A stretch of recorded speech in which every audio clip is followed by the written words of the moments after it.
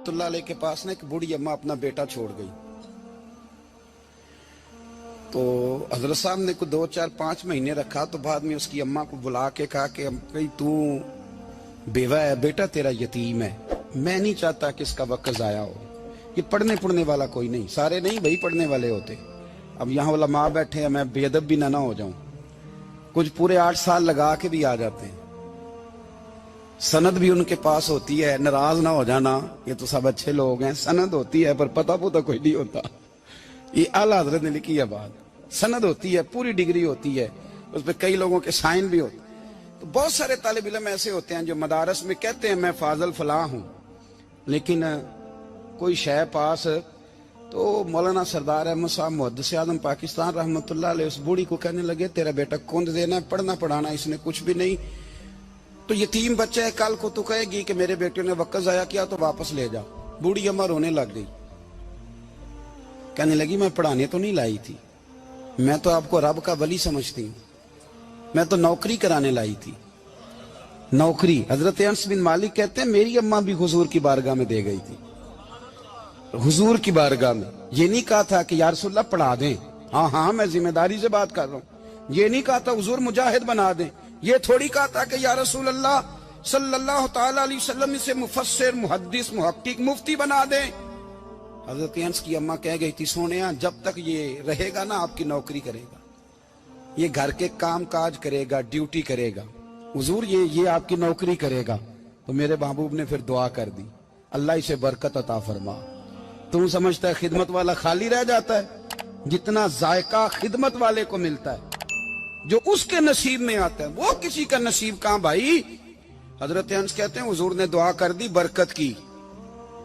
मुझे तो खेती बाड़ी आती भी नहीं थी, पर लोगों के बाग में साल में 1 दफा फल लगता था, मेरे बाग में 2 दफा लगता था।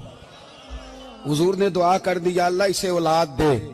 फरमाते हैं मेरे बेटे, मेरे पोते, मेरे नवासे, मेरी बेटियां, फरमाते हैं मैं जिंदा हूं और मेरी 100 औलादे मौजूद हैं।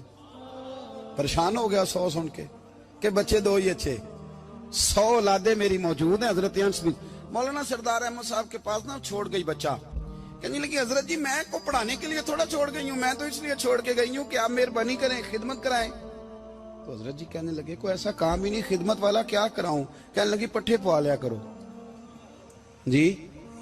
हूं लड़ पेंदे ने, कहने ने बच्चे काम कर दें मदरसे का। हालांकि अब कहां बच्चे काम करते हैं, अब तो गुजर गया दौर, अब तो बच्चे काम कराते हैं। अब बच्चे भी नाराज हो रहे हैं, घूर घूर के देख रहे हैं। सही कह रहा हूं आपको, बच्चे काम कराते हैं, बच्चे कहां काम करते। कहने लगी ये चारा डाले करेगा आपकी भैंसों को।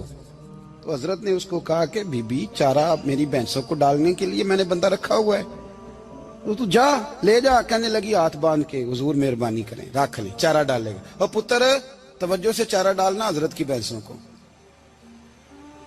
रोने लगी। हजरत ने रख लिया, महीने का खर्चा भी देते। शाम को ना वो सारा दिन काम करता, शाम को आके पैरों में भी बैठ जाता, हजरत जी लाएं तेल थोड़ा सा, पैर ना दबा दूं। 8 साल साथ वाले पढ़ते रहे, ये बेचारा नौकरी करता रहा। मेरा रूप भी नहीं ते मेरा रंग भी नहीं, और मैनू यार मनान दा टंग भी नहीं। कभी कभी ना हजरत बिलाल हबशी फारग होते ना, तो नबी पाक की बारगाह में अर्ज करते हुजूर कोई काम तो नहीं, सारे हो गए, हुजूर जाऊं जरा, चले जाते। एक दिन सलमान फारसी कहने लगे या रसूलल्लाह ये बिलाल कहाँ जाता है। फरमाया जा देख के तो आ। हजरत सलमान वापस आए तो आके रोने लगे, कहने लगे सोनिया जब यहां से जाता है ना तो जाके सैयदा फातिमा की चक्की पीसनी शुरू कर देता, बीबी साहबा के काम करने लगता है, घर में जाके स्नैन की ड्यूटी करता है, वहां भी काम यहां भी काम। वो चारा डालता रहा, उसने चारा डाला। हजरत मुहद्दिस आज़म की भैंसों को दस्तारे फजीलत का वक्त आ गया, सारे पगड़ियां सजा के आ गए, आज दस्तार होगी।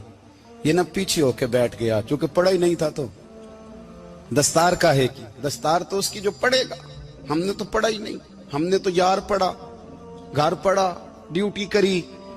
हजरत मुहद्दिस आज़म रहमतुल्लाह अलैह के यहाँ जब ऐलान होने लगा ना कि अब दस्तार होगी, तो हजरत ने पहला ऐलान उसका फरमाया। तो मजा वाला बंदा कपड़े भी कदी कदी बदल दे ना, वो कहते जिस हाल में भी था मैं पलट के देखने लगा कि पढ़ा पढ़ाया तो है, कोई शय नहीं, ये माजरा क्या है। पीछे से उठ के आए, तो कहते हैं बाकियों की दस्तार किसी आलिम ने की, किसी सूफी ने की, लेकिन ये भैंसों को चारा डालने वाला जब आया तो मुहद्दिस आदम ने फरमाया पगड़ी के बाल को कोई हाथ ना लगाए, ये सारी दस्तार मैंने करनी है। और फरमाते हैं हजरत बाल भी देते जाते थे और आंसू भी बहाते जाते थे, माथा भी चूमते थे और फरमाते थे दस्तार के बाद चला तो नहीं जाएगा यार, मुझे तो इबादत भी नहीं रह गई, मुझे तो चाबियों को भी नहीं पता कौन सी कहाँ रहती है, जाएगा तो नहीं तू? तो रो पड़ा, कहने लगा सोने जाए तो वो जिसके पल्ले कुछ है हो, आता जाता तो है कुछ नहीं, मुझे किसने रखना है, मैंने कहाँ जाना है, इधर कहाँ, तो इधर ही रहूंगा। उस तालिब इल्म के सारे उस्ताद भाई कहते हैं उसने दस्तार कराई, पढ़ा पढ़ाया कुछ नहीं, पर जो मसला अड़ जाता था ना, वो जो अड़ जाता था ना, वो जाके उससे पूछते थे तो किताबें खोलने की जरूरत नहीं पड़ती थी। हजरत उम्मे सलमा रज़ी अल्लाह ताला अन्हा कहती है मैंने अर्ज की या रसूल अल्लाह सल्लल्लाहु अलैहि वसल्लम मेरी बच्ची बड़ी बीमार है, तो मुझे किसी ने कहा है ये थोड़ी सी नशे वाली चीज है, ये बना के तैयार करके दो सही हो जाएगी, बीमार है बच्ची तो ये नशे वाली चीज है, इसको तैयार करके दो, थोड़ा नशा है। अगरचे बाज, मैंने शुरू में कहा, बाज लोग मरीज